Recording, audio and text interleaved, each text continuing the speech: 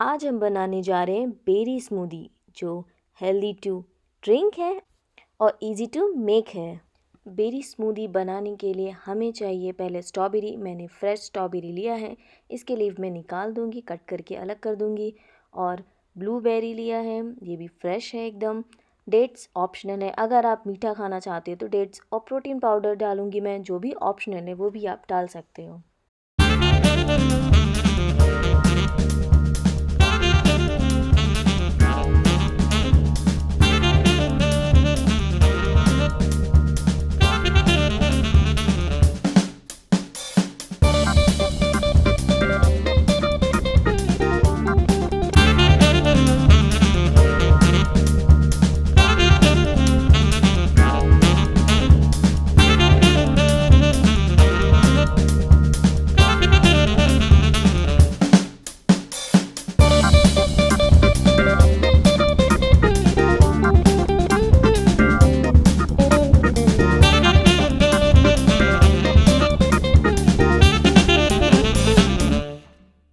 अगर आप ज़्यादा मीठा पसंद करते हो तो आप चीनी का यूज़ यहाँ नहीं करेंगे। डेट्स की जगह आप गुड़ भी ऐड कर सकते हैं और वो बहुत ही मीठा लगेगा।